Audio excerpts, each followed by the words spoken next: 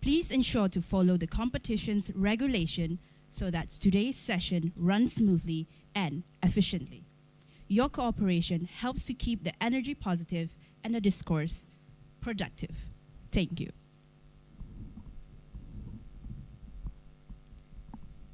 Good day to all. It is my absolute pleasure to welcome you to the National ICT Security Discourse Cyber Safe Challenge Trophy 2025. We've had an incredible journey to get here. The ideas have been bold, the arguments have been sharp, and the competitions have been fierce. And now we're at a stage where every word, every argument, and every answer can make a big difference. First and foremost, allow me to introduce myself. I am Alinsa Erin Anak Musa from Ministry of Education, and I shall serve as the official chairperson for today's discourse session. Assisting me today is our dedicated timekeeper, Encik Muhammad Nur Fidaus bin Cik Adni from Cybersecurity Malaysia, who will help ensure that every team gets a fair and equal chance to pitch their respective proposals. Ladies and gentlemen, with hearts full of pride and anticipation, we are truly honored to welcome 3 extraordinary teams into this eventful semi-final discourse. From SMK Jitsin Pulau Pinang, we have Team A, Presenter 1, Wong Zihan.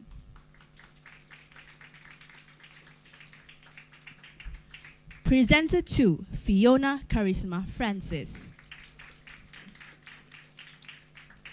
And their technical expert, Ku Ti Sin.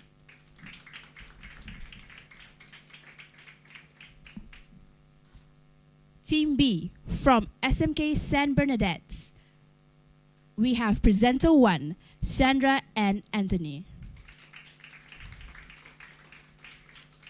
Presenter 2, Lin Alia Wajiha binti Imtiaz. And their technical expert, Vashalini Guru Nathan.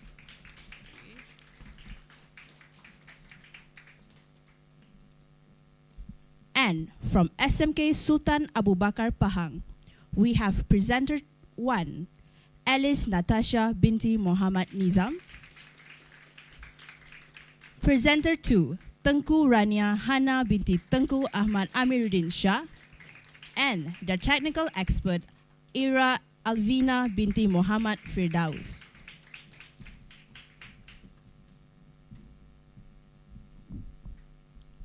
We are also pleased to be joined by our esteemed panel of experts who will be providing guidance, evaluation, and constructive feedbacks to the teams today, consisting of Chief POE, Encik Ahmad Izam bin Khairuddin from Cybersecurity Malaysia,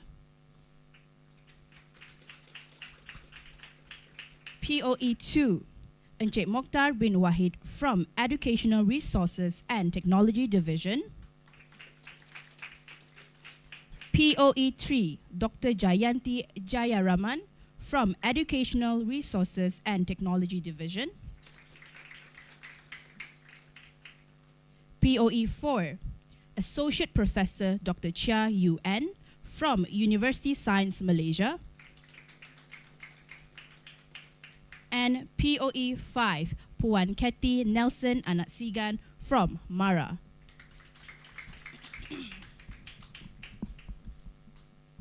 Ladies and gentlemen, I think we're all set for a truly exciting discourse session. Without further ado, let's dive into the action. The National ICT Security Discourse Cyber Safe Challenge Trophy 2025 semi-finals officially begin now with our discourse topic, AI and Psychomotor Development in Children. Ladies and gentlemen, we will begin with Team A's first presenter, who will deliver the opening pitch for their proposal. Please welcome Team A from SMJK Jitsin Pulau Pinang. Please welcome Team A.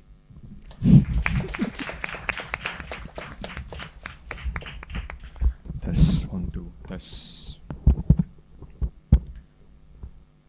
Imagine a Malaysian child in the 1980s.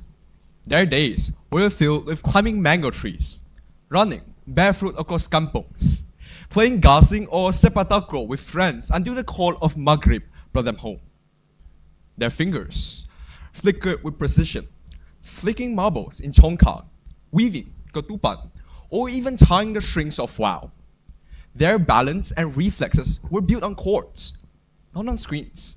Every game, every object, every street from their environment was a tool for growth, strengthening grip, sharpening coordination, and building psychomotor skills naturally and socially. But today, the playgrounds have shrunk. The games are now on screens, and the new childhood companion isn't a kite or a marble, but artificial intelligence. The question is, what has this shift done to how children's brains and bodies now develop together? A very good morning, ladies and gentlemen. I would like to begin with defining a few key terms. Psychomotor development is how the brain and body coordinate to perform certain actions, like the eyes, guiding the hands right, or thought, guiding the legs to keep balance. And artificial intelligence doesn't mean robots like the Terminator in science fiction. It also means everyday intelligence systems children now use. Adaptive apps, recommendation algorithms, speech assistants, and even rehabilitation robots in clinics. So, AI is now part of the playground, but a very different kind of playground. AI does have its successes when used with purpose. In therapy, robots like Now provides constant guidance for children suffering from autism or cerebral palsy, adjusting their responses in real time, so a child can practice movements with endless patience. In classrooms, experimenting with class VR, AI-driven simulations have children stretching, reacting, and responding to different scenarios, which strengthens their reflexes and hand-eye coordination. Thirdly, in robotic workshops that uses AI-enhanced kits, the robots don't just follow simple sensors. They adapt to input, like recognizing obstacles or responding to gestures. And this forces children to assemble, test, and adjust physically, strengthening their fine motor control and problem solving. Here, AI truly acts as an assistant in psychomotor development of children. However, the reality for most children doesn't look the same. At home, their main contact with AI doesn't come through therapy robots or class VR, but TikTok feeds and YouTube Kids autoplay. Here, the AI is not guiding development. What it is doing, though, is maximizing screen time. Hours pass in passive swiping and taps. Movements reduce to the simplest gestures, while outdoor play and handwriting practice declines. The reflexes that children learn are those of instant gratification and predictability, not patience or adaptability. And as a result, dependency grows. Because when play is defined by algorithms, self-driven physical exploration gives way to digital convenience. So, the assessment is clear. AI shows promise in specialized contexts for psychomotor development. A coach in therapy, a trainer in immersive classrooms, and a tool in structured play. But for the majority of children, daily use means being trapped in repetitive swipes and addictive feeds. And that is why, in the current environment, the risks of AI in psychomotor development outweighs its benefits. Our assessment is very simple. AI should primarily be used as a tool for the psychomotor development of neurodivergent children. Recently, we visited Joy Academy to gain a better insight about their motor skills. However, for children who don't need any interference, who do not need any interventions to interact with their natural surroundings, using AI to develop their motor skills could potentially be more harmful now. But perhaps, in the future, AI will be truly needed to develop their psychomotor skills. And this is an assessment that my second speaker will justify. Thank you.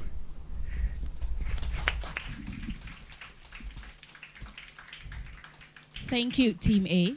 Now we'll take a few moments to pause for the scoring from the POE.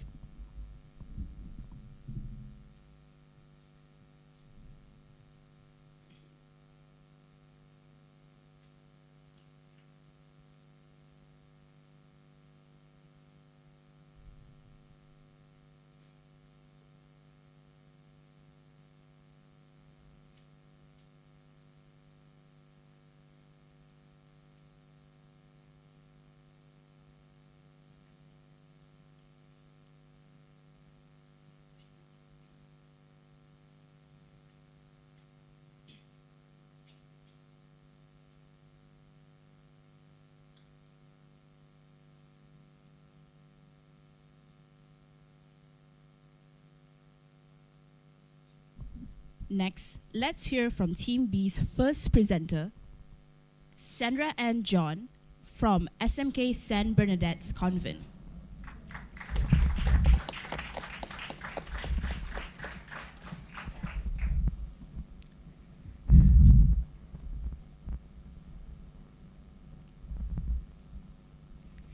A very good day, everyone. Today, with the topic AI and psychomotor development, present an in-depth assessment. We explore an important question. How does artificial intelligence actually influence the psychomotor development in children? AI is no longer just a tool anymore. It has become a partner in learning and growth of children. Today, that is why we need an in-depth assessment to weigh not only the opportunities but the risks that may shape the future generations.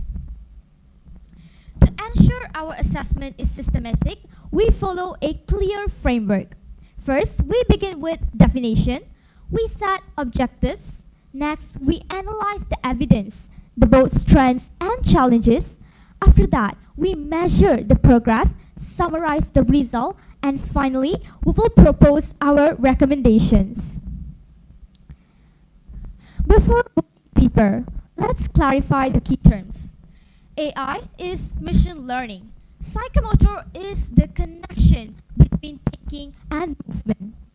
That means comprehension, and children is the most vulnerable, most impacted, aged 6 to 18, which is at heart of our study. So our objectives are threefold.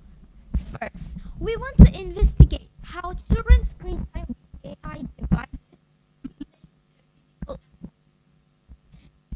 We want to assess whether AI supports or it hinders the psychomotor development of children. And third, to explore the teacher's perspectives on AI's roles in shaping the outdoor play and the real-world interaction of students. To analyze these objectives, we focus on three main pillars. School, to see what is happening in real life. Next, research, to ground our ideas in data. And last but not least, to make the findings more relatable in this situation. The balance of evidence we have, the observation we made, and the real-life cases makes our analysis both practical and credible. Now, take my aunt, Tina, a primary school teacher. She shared that student participation has improved, but boys are generally more active than girls. However, she warned that AI and technology now strongly influence the psychomotor development of children. They often limit the children's time in the real-life interaction and on hands-on school activities. Her experience reminds us that technology and AI reduce the psychomotor development. And as a student in an all-girls school, even I can relate. Our principal often reminds us that psychomotor development might be slower compared to boys, but she wishes that every girl would develop strength, balance, and teamwork through activities in school. But technology is what distracts us. Many students are preferring doing the AI-generated pictures in the magazine sections over joining the sports events. This shows how easily the physical development of the children can be overlooked. Now, doctors in Hyderabad warn about the virtual autism, where the autism is not caused by genetics but by the exposure to digital devices and the AI interaction. This is a serious reminder to us. There's also research that shows a clear link that more devices means weaker motor skills. Our fine skills like finger control and gross motor skills like running are reduced because of artificial intelligence. But there is also hope with tools like Kinetic AI, where it shows the positive side. This helps the children to assess the motor skill accurately and can be useful in schools and clinics. Meet this girl named Sarah. She used an app called Dexteria Junior. The results were good at the beginning, but this app required a longer screen time and did so much little for her gross motor skill. Thus, in conclusion, the results are mixed. Some people has the positive belief that AI strengthens the development, and some people had the negative outcomes that it hinders the physical development, and some people are using it with cautious by accepting the benefits. And that is why we will promote NEMO. Thank you.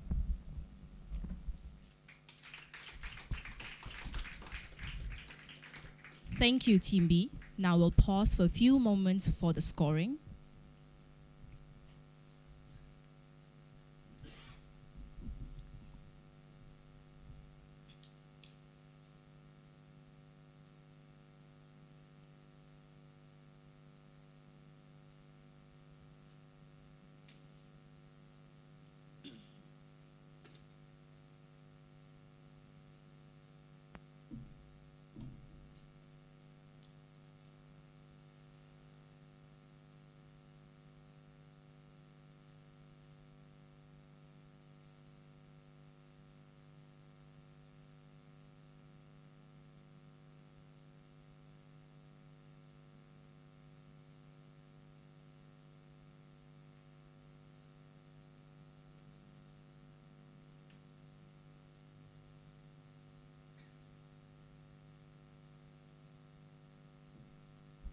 And now, we welcome Team C's first presenter from SMK Sultan Abu Bakar, Alice Natasha.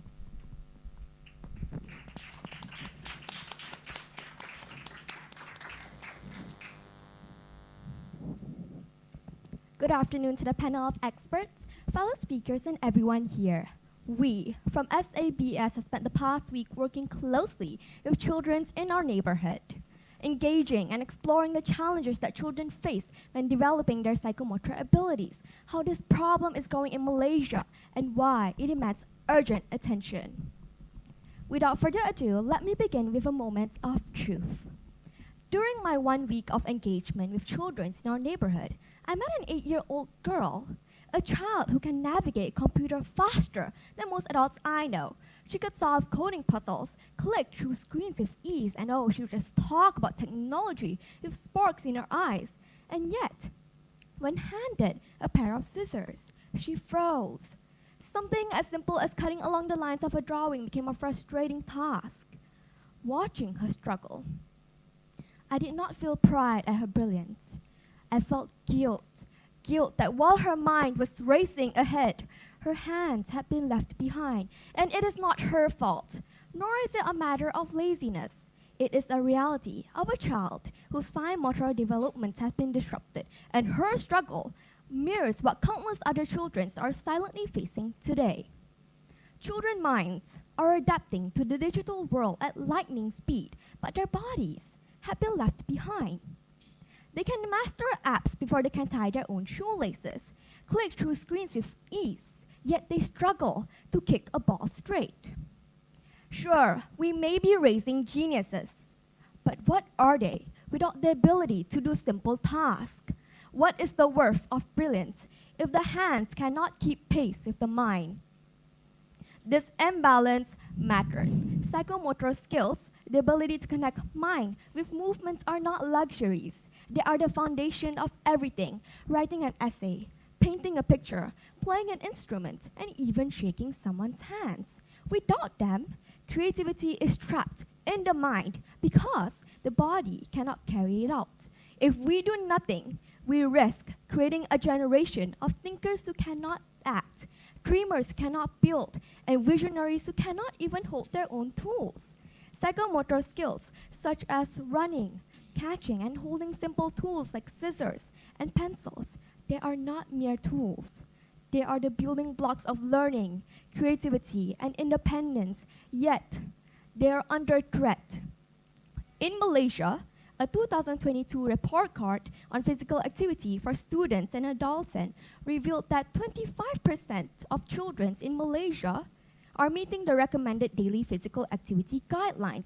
Instead, sedentary behavior and screen-based activities dominate their time. More recently, a 2022 study in Selangor found that 90% of children has exceeded more than 3 hours of screen time per day, a number that goes far beyond international health recommendation. Experts have warned that this trend is strongly linked to delays in both fine and gross motor skills. Though this is not just a theory, you see, it's a reality here in Malaysia. A 2023 study in Jangka revealed that many students below the age of 13 display significant delays in both their fine and gross motor skills. Simple activities like running, catching, and throwing, skills that should come naturally at their age, were uneven and inconsistent. This evidence reminds us that the problem we're facing today is not distant. It is present here in our very own communities. Ladies and gentlemen, that is why we believe action is necessary. If children cannot synchronize their movements with their word, how will they face the challenges of tomorrow's world? We cannot allow an entire generation to grow up with underdeveloped psychomotor skills. I will stop here, but let me leave you with this thought. We have identified the problem, seen it in our very own communities, and we have studied the evidence. The only problem now is, what do we do about it? My second speaker, Rania, will later present to you a solution we call Motus Mind that does not only address this concern, but also reimagines how artificial intelligence can work together, can reshape itself to be a part of the solution. Thank you.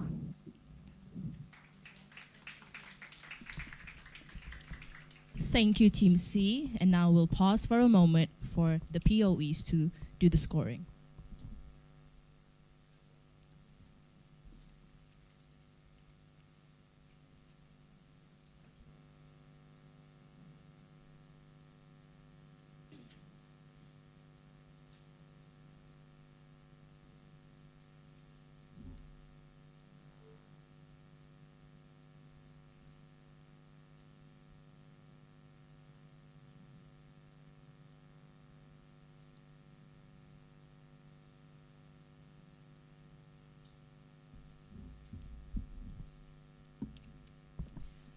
Now, ladies and gentlemen, after hearing the opening pitches from the first presenters, we move into the critical section of the discourse, the follow-up points.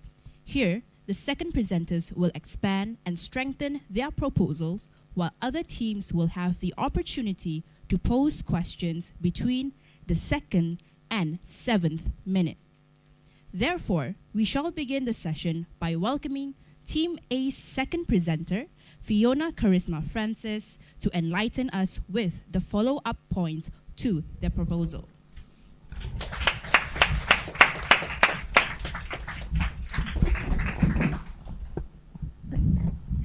Test. Okay, so thank you, Chairperson. Okay. AI. They say repeat important things 3 times. Well, it all started from the godfather of AI himself, Geoffrey Hinton, to the current AI futurist, Elon Musk. So this begs the question, ladies and gentlemen, how is the seemingly powerful tool AI affects children's psychomotor development? That is a question we have to think about. But before that, I'll be representing Team A as the second speaker, and I'll be dissecting my discourse into 3 main chapters. So let's dive into the very first chapter of today's discourse. Elon Musk quoted once, Using AI is like summoning a demon. You can have anything you want, but it can also give you things that you don't want.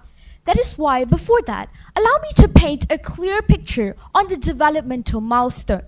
Well, for those of you who don't know, according to Centers for Disease Control and Prevention, CDC, psychomotor development among children evolves from the age of 2 to 12. So if simply put into words, a child should be able to run and fold a paper in half by the age of 2, ride a bicycle by the age of 8, and hop on one foot by the age of 4. So now that we have an idea on what a developmental milestone is, children can be categorized into neurotypical children versus neurodivergent ones. So, my first speaker has previously touched on the gist of AI technology, such as the Now Robot and Class VR, in developing children's psychomotor development, right? But now, let's further it. Let's talk about SensoGrip pens. So, dysgraphic kids often face problems with messy handwriting with poor spacing. That is why, to regulate this, Hoscule Campus Vienne from France designed an AI-driven pen to provide real-time feedback to its users and, of course, help them adjust their grip pressure during their writing task. So upon a few months of usage, right, their parents did observe a significant amount of improvement in their children's writing skills and as well as increased motivation among them to practice their writing task. So what does this prove, ladies and gentlemen? The advancement of AI indeed does aid in the psychomotor development of neurodivergent children. Yes. Sir, in what way can AI, artificial intelligence, your product, help teachers and therapists save time while still giving each other personalized support? Okay. Okay, thank you very much. So I'll be letting my first speaker to answer this question. But before that, moving on. It's not only about fine motor skills such as handwriting though. It's also about physiotherapy treatments. Okay, have you ever heard about Mirror Rehab? Well, Mirror Rehab is an existing software that is used to make physiotherapy treatments fun and convenient for challenged children with motor impairments. So, what is the problem statement here? Because challenged children who have difficulties in moving often face problems and they find this original traditional physiotherapy treatments very boring. And that is why Mirror Rehab enters. It turns these boring exercises into gamified learning experiences and physiotherapy treatments. So why is this very useful, ladies and gentlemen? These games include a test on their attention skills, their decision making, and most importantly, their precision and timing when they're moving. So they don't just move, they move while thinking. So I'll be allowing my first speaker to answer the question. But before that, I will just elaborate on a little bit part of it. So basically, we believe that parents and AI therapists can make the best out of it because, okay, for example, let's take SensoGrip pens, right? So yes, in the core, SensoGrip pen does help the students to develop their writing task. But of course, we're not forgetting the part about human intervention and supervision. So when they do this, students can still monitor and AI can still provide real-time feedback through the writing task. But of course, human supervision helps as well. Yes. Okay, to continue my second speaker's point. According to several studies we found, especially the SensoGrip, we have found that AI is able to provide instantaneous response, real-time feedback in that case, towards neurodivergent children. So typically in traditional methods, you are supposed to observe and make your assessment after a couple of weeks. My sister is an example of that. But with AI, the response is instantaneous. Thank you. Okay. But the thing is, no matter how generous a demon is, there is always a catch behind its action. And that is why, yes, AI does aid neurodivergent children in their psychomotor development. But the duty that we have to ask here is that, is there a need for AI to help the neurotypical children in their psychomotor skills? Well, the answer is a definite no from Team A. Why? This is where we flip to the second chapter of today's discourse, analyzing the harms of AI technology in this assessment. Well, one of the major issues would be screen exposures in infants that is directly linked to psychomotor development delays. Yes, just now I heard thoughtful pitches from Team B and Team C. They did mention about screen time.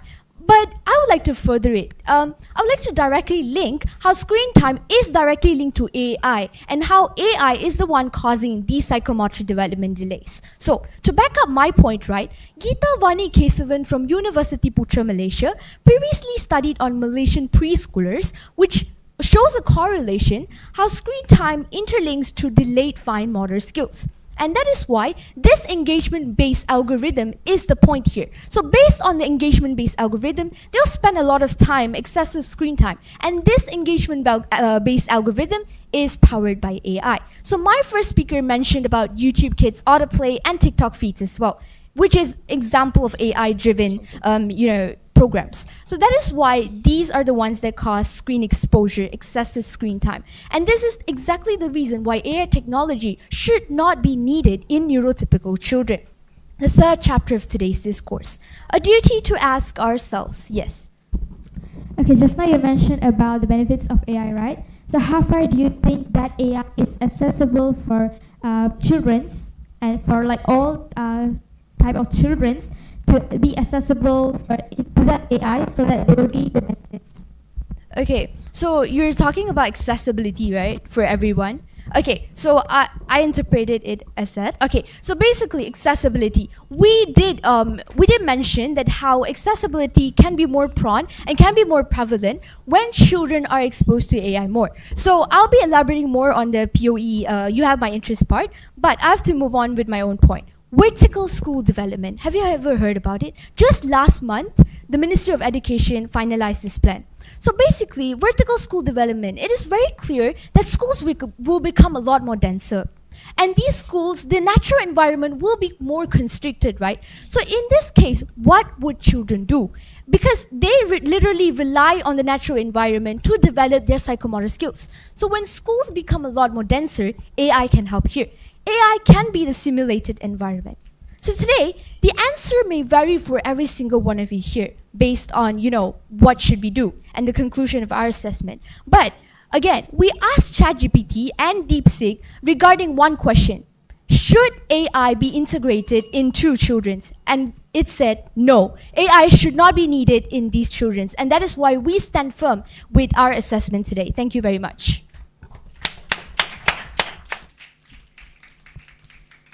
Thank you, Team A. Now we will take a few moments to pause for scoring.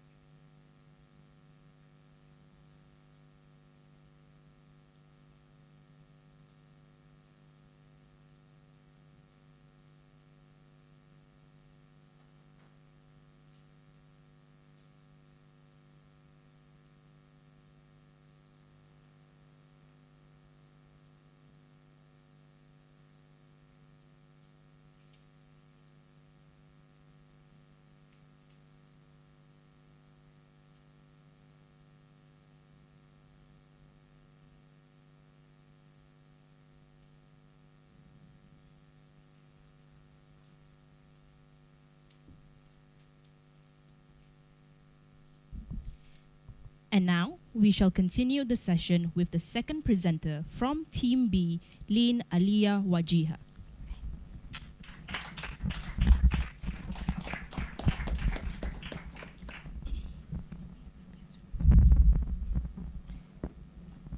Okay, testing mic 1, 2, 3. Good day, everyone. When was the last time you saw children's playing outside, running around, climbing the walls, falling, and then getting back up again? Well, when you compare it to nowadays, however, you see children scrolling through TikTok endlessly. So how can we make technology for children's growth rather than replacing it? our flow starts simple. Age appropriate, movement based, online, offline, and active body tasks, track motor development, accessible to all. That is our compass and our guide in making sure developmental of psychomotor in children is efficient. So this is the compass that guides and lead NEMO. Ladies and gentlemen, NEMO is not just an app. It's a platform. It's a game-like system where children can grow their psychomotor skills through play. Tapping, moving, balancing, thinking, and tracking their progress along the way. Now imagine children practicing and improving and understanding balancing through moving NEMO icon to ensure that they can understand what balancing means as they move the icon across a wobbly bridge. Each activity is playful, fun, and useful. Existing apps often fall short. For example, Dexteria Junior. Not only is it only iPhone users, it's expensive and focused mostly on soft motor skills. NEMO, on the other hand, is accessible, affordable, and holistic, covering both fine and gross motor skill development. Examples of service we provide is Kid can tap or pop moving bubbles for finger dexterity, or practice drawing path for visual motor coordination. But to make NEMO strong, we built it on a foundation, a framework to ensure it doesn't fall, a framework to ensure NEMO follows and does help in developmental of psychomotor in children, a framework we call Kinetica. Kinetica is more than just a model. It's a movement. It is there to ensure every part of NEMO is validated, tested, and impactful. Knowledge mapping, immersive learning, next level feedback, engagement, teacher-parent integration, inclusivity, continuous tracking, and application to reality. Suffice to say, Kinetica is the backbone of NEMO. All 8 pillars working together to ensure psychomotor skill development in children. With Kinetica in place, NEMO becomes real. It's this foundation that makes platforms sustainable, scalable, and credible. NEMO focus on 4 sections. Minigames targeting psychomotor skills for kids, parents, and teachers, daily tasks guided by our AI mascot, and finally, insight, tips, and safe controls. Minigames make practice fun and smart. Tap and catch. Children catch virtual falling fruits, which trains hand-eye movement and reaction speed. AI puzzle builder. Children rearrange blocks or trace patterns on screen time to improve fine motor skills and problem solving. Scaffold according to Vygotsky's zone of proximal development. Question, please. Yes, please? Okay, as you mentioned, children are individuals who are aged from 6 to 17, correct? Okay, this is based on a heuristical system. So according to some research, children can be categorized into 2 groups. Infants, individuals aged 0 to 12, as well as adolescents, individuals who aged 13 to 18 years old. Obviously, psychomotor development occurs in a category of infants, like baby, knowing where to, like baby, learning to throw a ball and stuff like that. But in the category of adolescents, psychomotor refinement occurs, where they refine their current existing skills. And I would like to get some clarification on this topic. Thanks. Okay, thank you for your thing. That's why we said in Kinetica, it adapts to people to ensure that this app, NEMO, will adapt according to your age, to ensure that this baseline will move with your age. And that is how NEMO can be accessible and adaptable for all age range. but we do not recommend it to children below the age of babies and infant because it could severely affect their psychological and cognitive balance. Now, I will explain further onto what Vygotsky's zone of proximal development means.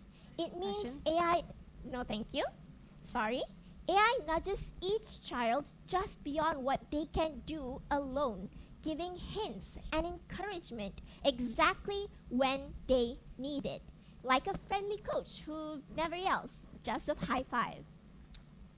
Now, with Move with Nemo, children follows on-screen exercises like jumping, stretching, or balancing on one leg tracked through camera for gross motor skills. Because as we've known before, existing app only focuses on fine skills, but Nemo focuses on both gross motor skills and fine skills.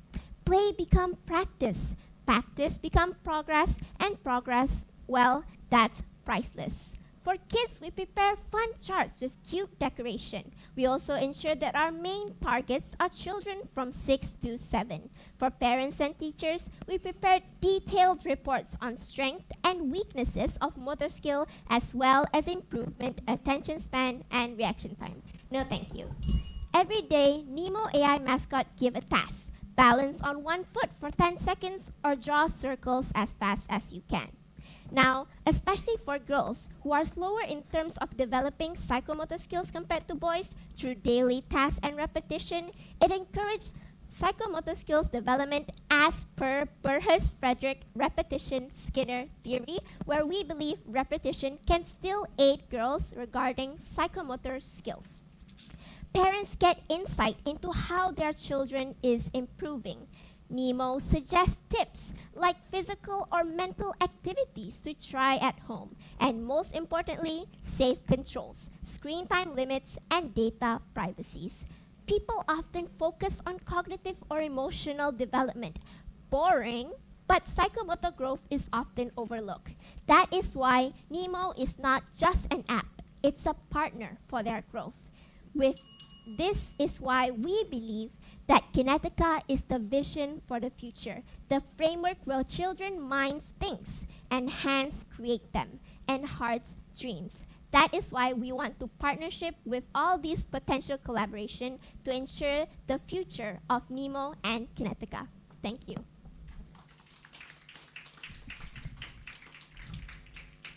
Thank you, Team B. Now let's take a pause for scoring.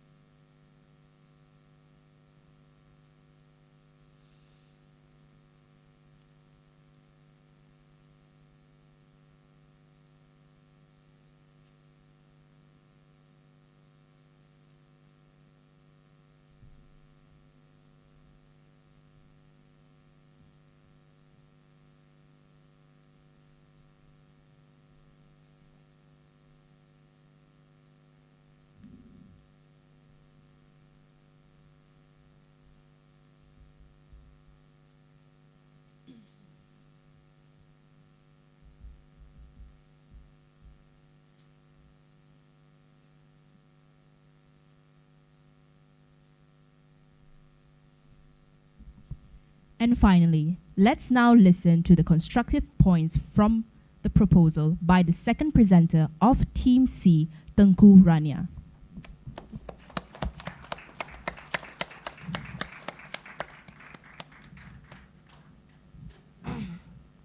Ladies and gentlemen, artificial intelligence is no longer just a tool. It is a partner in shaping our future. In a world of children, where growth and learning happens every single day, there is one specific area that often gets overlooked: psychomotor development. When a child struggles to keep a balance, to tie their shoelaces, or even to grip a pencil, it does not only affect their body, it affects their self-esteem, their social life, even their future opportunities. And today, we from SABS introduce you a solution that is both technical and practical: Motor's Mind. Motus Mind is a software powered by machine learning designed to be used alongside any VR hardware. Its purpose is simple yet powerful: to analyze the use of children as they interact with VR, and later to use that data to diagnose and support children who face basic motor skill challenges. The name itself carries meaning. Motus is Latin for movement, and when combined with mind, it represents a system that not only observes, but learns and adapts intelligently to the needs of the child. With Motus Mind, our goal is not only to detect psychomotor difficulties, but to provide a pathway for improvement. This system consists of 5 clear compartments: diagnosis, suggestions, review, reports, and feedback. The first step, diagnosis. Motus Mind begins with learning. By analyzing a child's movement in the VR environment, whether it is running in place, balancing, or reaching for objects. The system builds a detailed profile of the child's psychomotor strength and weakness. This is not guesswork, it is precise data captured in real time. The first step is precise measurement.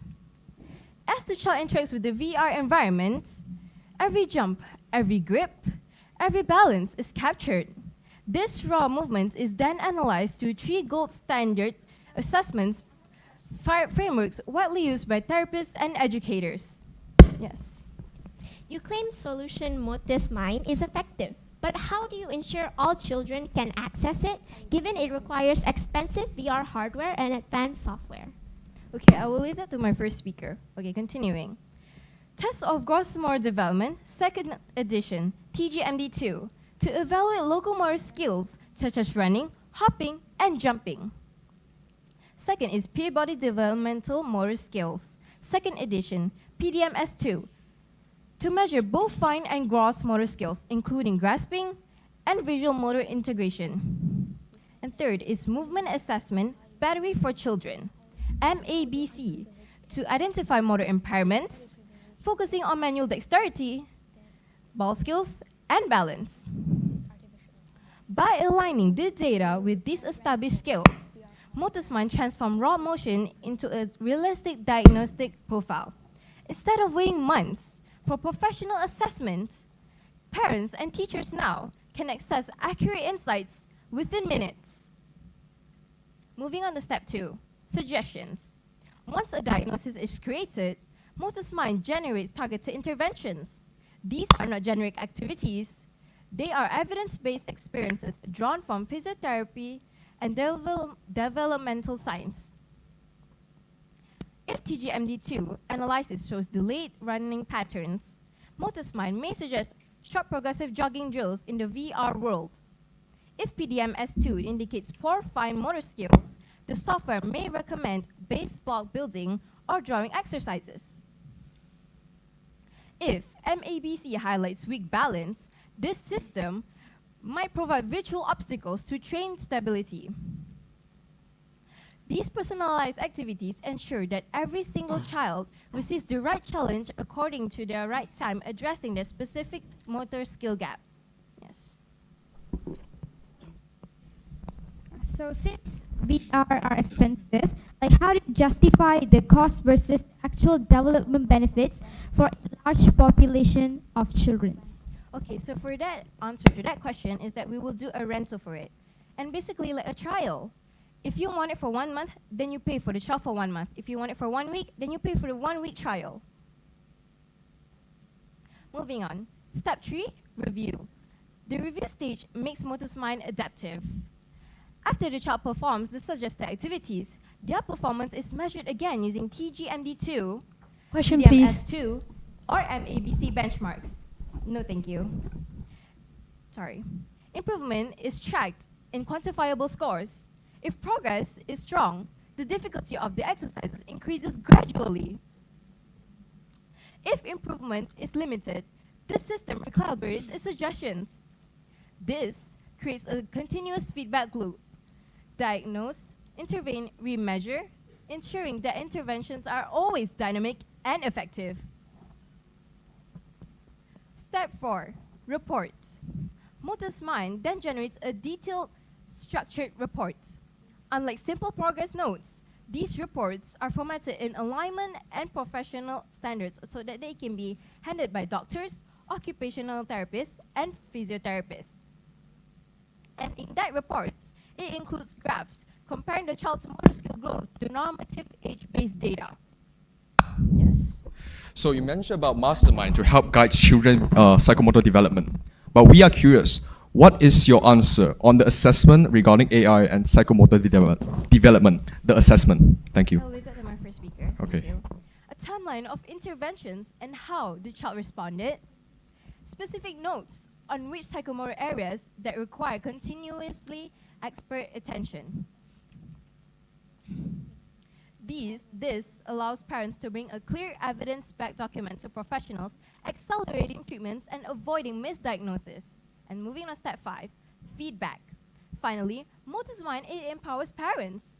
Before and after the intervention cycle, parents structured questionnaires about their child's daily activities, how easily they can hold objects, whether they can keep up in school games, whether daily movements have improved. This subjective input is combined with VR performance data. The results are then presented in visual graphs that are easy to interpret. Parents can see not just numbers, but a clear story of their children's progress. The goals of Motor's Mind are twofold. First, to improve children's basic motor skills through early, targeted, and adaptive interventions. Second, to ensure that when improvement is limited, children are flagged quickly and referred to experts without delay. Motor's Mind does not aim for replacing doctors, teachers, or even therapists. It aims to amplify them, providing precision, efficiency, and early detection so that no child's struggle is overlooked. At the heart of Motor's Mind lies a belief no child should be left behind simply because they were unnoticed or misunderstood. By combining vision learning with VR and grounding it in globally recognized developmental frameworks, we have created more than just software. We have created a bridge between data and diagnosis, a bridge between parents and professionals, a bridge between struggle and opportunity. That is all from me. Thank you. Thank you, Team C. Now let's take a pause for scoring.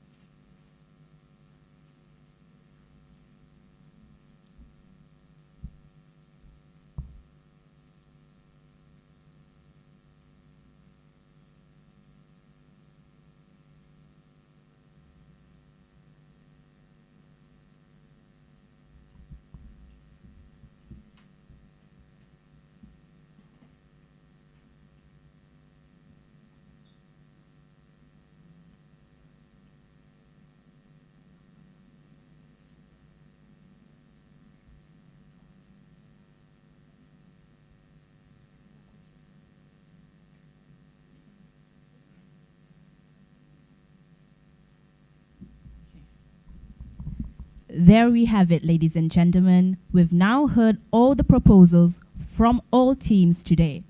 And I must say each one brought unique insights, creativity, and critical thinking to the table. Good job well done, everyone. But now it's time for the most anticipated section of the discourse. You have my interest. The moment when our esteemed panel of experts can ask in-depth questions to challenge, clarify, and explore the proposals further. This is the team's final chance to earn valuable points that could determine who moves to the grand final of NICTSeD 2025. Therefore, the session will now take a moment to allow the POEs to discuss their questions. However, if the POEs feel prepared to progress with the session, we shall continue. Dear Chief of POE, are we ready to proceed? Ladies and gentlemen, I'm sure the POEs have shown their interest in your proposals. Therefore, I kindly request the participation of any members of our respective panels of experts who may desire to seek clarification from the teams today. Kindly note that this section is set to last for 15 minutes. Panel of experts, the floor is yours. Okay, thank you very much. Thank you very much. I think you all did a very good job. For the first question, I'll let Puan Kathy ask you the question, please. Testing. Good evening, everyone. Good job. Now, question for all the three teams. We know that students with special needs have motor delays, right? Yeah, you mentioned about kids with cerebral palsy as well as autism. And then how would your proposal How would you adapt your proposal so that they can also benefit? So that these kids with special needs also can benefit? Anyone can answer first. Thank you very much. Answer, please. Is my mic audible? Hello. Okay, so for our proposal, this proposal is actually personalized, so it's different for everyone. So, which means that people with children with special needs gets what they need, and every other kid it's different for each of them.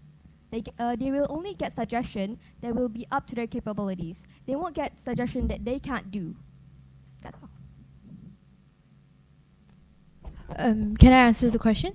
Okay, thank you very much. So yes, we do realize today's problem. Today's problem is that there's neurodivergent children, which Team A has been emphasizing on a lot, where students with cerebral palsy and autism do exist. So how would we adapt? Well, based on our in-depth assessment, we did provide a layered feedback on this. So I'll be talking on two AI-driven tools that adapts based on the needs of these dysgraphic children and those with autism. And my first speaker later on, he will continue on his AI-driven apps. So first of all, I'd like to talk about sensor grip pens. So I did mention in the assessment earlier, but now I would like to further it down. So first of all, we look at sensor grip pens, right? So inside these sensor grip pens, there are these AI sensory modules that help to adjust and give real-time feedback to its users. So when you're using, for example, if I'm a dysgraphic kid right now, and when I write, often I will have a poor spacing and I have insecurities when I'm writing. So this exact AI-driven pen will help to adjust my pressure modulation. And there's a lot of apps as well. For example, in an iPad, you can access to eye trace app, yes. So based on this eye trace app, they will give you a space to write it down. So basically, if A looks like this, then a dysgraphic kid can experiment on their tab and so on. So this basically improves their motion and their handwriting skills. So that is how AI can be integrated and incorporated in the situation of people with dysgraphia. So second of all, we talk about mirror rehab. So as I've said, challenge children with motor impairments, right? They often have muscle cramps and they have difficulties in gross motor skills, which are jumping, running around, walking around, rolling, and so on. And that is why children who face challenges in this issue, they can take mirror rehab. So why exactly is this good? There's two reasons behind it. So first of all, it makes everything fun because they're children after all, right? It is the hook and the attention grabber to make them use mirror rehab. So it turns these boring exercises, if we were to compare to traditional methods, traditional therapists will use boring exercises, right? Because weekly sessions and so on. But mirror rehab can be accessible anytime, and it can gamify the learning experience. It gamifies the experience of physiotherapy. So through this, it will be more engaging for them to move around, stretch around, which eventually improves. But another thing that we want to emphasize here is that these AIs incorporate human supervision and intervention as well. So when there's therapists and parents always invigilating you, always overseeing you. So the moment, of course, we're talking about transitional phase, right? Because we can't always let those challenged children to always rely on AI tools. So this is where we talk about the transitional phase. Why is this important? Because with human supervision, with parents, they can always adjust. So that is all. Okay, so I will let another team to answer. Please. Okay, so firstly, I believe most innovation, especially NEMO, would benefit people with disability the most. Firstly, it has personalized calibration, which means it can perform according to one's disability.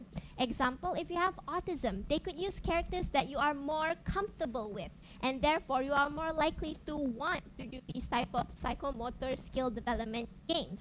Next, we also have visual prompt, which can help with people with dyslexia, which can adapt the writing to ensure it's easier for them to see.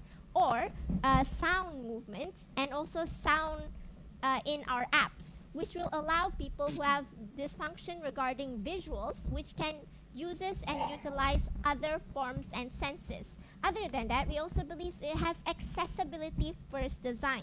It also has feedback, which can integrate it. As we've mentioned before, it has next level feedback. If you have any problems regarding the app, you can give the feedback and they will fix it for you. We also have inclusive engagement, which is rather than repetitive drills, you can choose which type of activities used for you. And that is what I believe NEMO can use. All right, thank you very much. And for the next question, I would like to invite Dr. Chia. Okay, thank you, Chief POE. Good job to all. My question to all of you will be, you see, AI relies on very explicit data to model behaviors and such. However, psychomotor skills is in fact skills. Yeah, it is intangible. Okay, so in your assessment, how could AI model something that is skilled based, i.e., intangible, and eventually ensure psychomotor development in children? Yeah, thank you.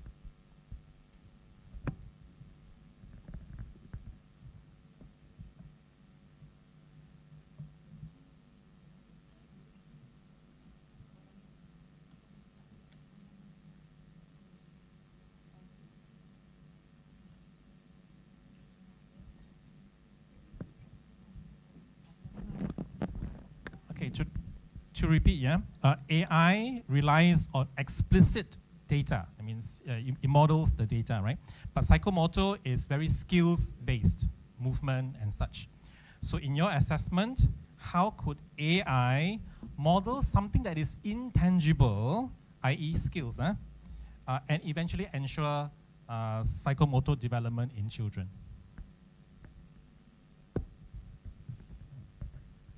Yes, please be brief in your answers so that we can allow other people to answer as well. Thanks. Can I answer the question? Okay, so as we know, who is the audience for AI assistance in the PD, psychomotor development? Neurodivergent children, right? With neurodivergent children, the AI has to be pre-programmed before being used. So I believe that through programming AI to do a specific task, the children will be able to learn that specific task. But of course, compared to natural development, which involves multi-sensor environments and unpredictable scenarios, with AI, you can only do so much. You can only stimulate your single goal, and the rest has to remain constant. Because with neurodivergent children, they cannot handle multi-sensory environments. So everything has to be step by step. a single thing by a time. So how to transition from AI assistance into natural PD, which is psychomotor development? You can start, for example, a kid throwing a ball. Perhaps a kid with neurodivergence wouldn't be able to throw a ball, but with AI simulations, the child will learn hand-eye coordination, which is the skill in the first place, and gradually transition to natural play. For example, once the child knows how to throw the ball, the movement, they can transition to soft and light balls, and eventually increase the weight, and this will gradually increase their skills in psychomotor development. And I hope that answers your question. Thank you. Thank you so much. Okay. Yes, we totally agree that the psychomotor skills may be intangible, but every skill leaves a footprint, which is speed, grip, accuracy, and posture. Now we have Nemo. Nemo captures these micro movements with this motion capture and turns that into measurable data and gives instant feedbacks. That is how that AI makes that intangible visible and helps the children improve step by step. Like the AI helps in the Nemo to capture these micro movements. Although the psychomotor skills may be intangible, in this Nemo, AI is the thing that work with this app to develop the psychomotor skills, although it is intangible. Thank you. To answer this question now. So our proposal, which is called Motus Mind, allows children to move around because it is powered alongside a VR hardware. So which means they get to move around as the data is analyzed through machine learning, which is our Motus Mind app. So from what I'm saying here is that as they move around, they get to move around while the data is analyzed. That's All right, thank you very much. Next question, I will ask Dr. Jayanti, please. All right. Thank you, Chief. My question goes this way, yeah? After all your research, right, after all your assessment that you have done, what is your single most important piece of advice that you would give to a company which is designing a new AI product to support a psychomotor development in children? A single piece advice, I repeat. Thank you.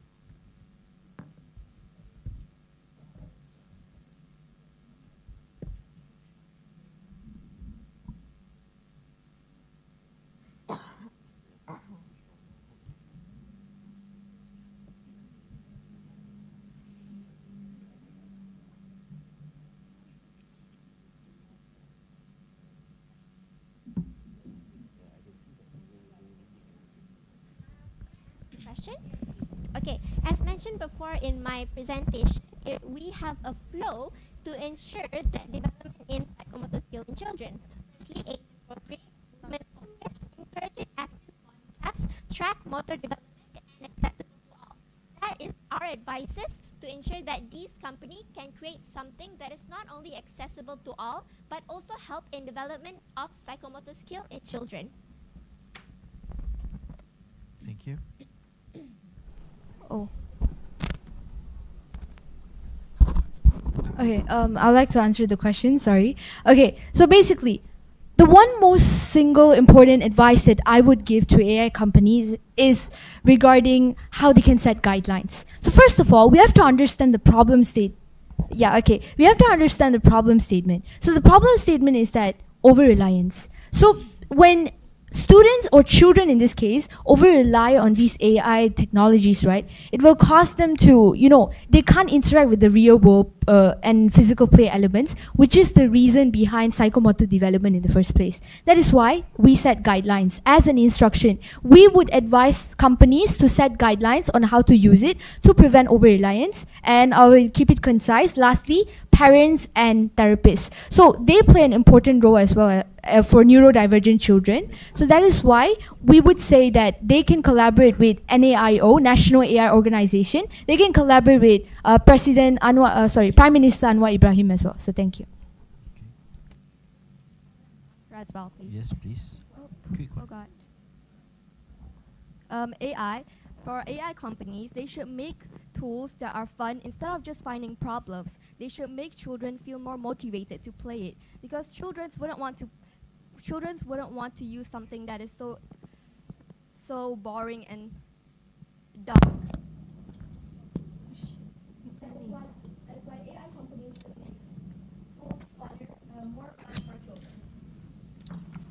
All right. Thank you very much. And I think for one more question from our POE.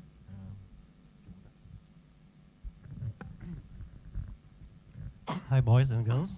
Okay, my question is, what happens when a child becomes excellent at producing a beautiful art piece using AI, but never held a paintbrush? How well do motor skills learn in a virtual environment using whatever apps that you are proposing transfer to the physical world when it comes to creativity and innovative?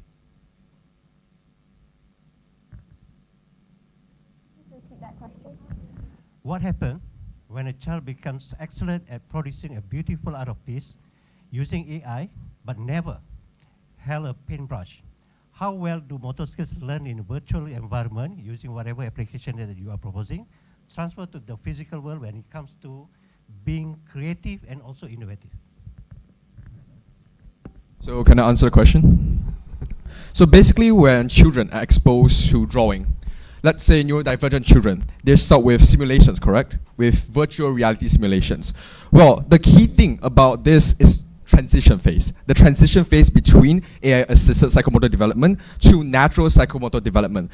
For example, with virtual reality, you are able to hold a paintbrush that doesn't have any weight because it's virtual, right? But as you transfer to a real paintbrush, I suggest that we approach it step by step. First, the weight of a paintbrush. We gradually increase the weight of a paintbrush so the child will get used to holding a real paintbrush. And of course, there are many other factors we have to consider as well, but this is the basis for our argument. We believe that approaching natural psychomotor development should be taken step by step, changing one thing at a time. Thank you. Sir, may I answer? All right. So if a child creates a beautiful AI art without even holding a paintbrush, it shows that creativity isn't tied to the medium. It's about expression. So now with our Nemo, we bridge both worlds, which is AI builds confidence and skill digitally through the digital tasks that the Nemo will give. And while our framework, which is Kinetica, ensures transfer through tasks that require real-world movement, like holding, shaping, and creating something in real world. That way, virtual creativity fuels tangible ability. Thank you.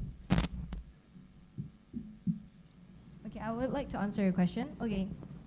Our Motus Mind allows children to use artificial intelligence while holding the paintbrush as the art is being created in the VR.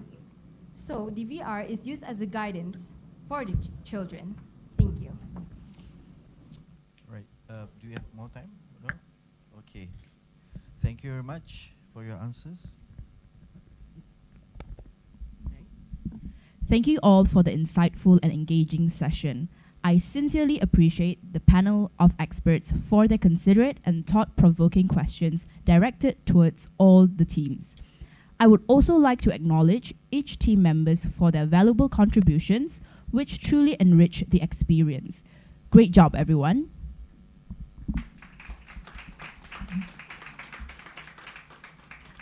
Ladies and gentlemen, we will now give our panel of experts time to deliberate and tabulate the scores to determine the best speaker for this session and ultimately our grand finalists. The results will be announced during the closing ceremony of today's event. Wishing all the teams the very best of luck, and may your dedication and courage bear the fruits of success. Subsequently, we kindly ask the audience to remain seated as we await today's result from the panel of experts. I would like to express my sincere appreciation to all team members, timekeepers, teachers, supporters, and most importantly, the esteemed panel of experts, POE, for their invaluable contributions to today's semi-final of the National ICT Security Discourse Cyber Safe Challenge Trophy 2025. Signing off as the chairperson for this year's semi-final, I am Alinsa Erin from Ministry of Education.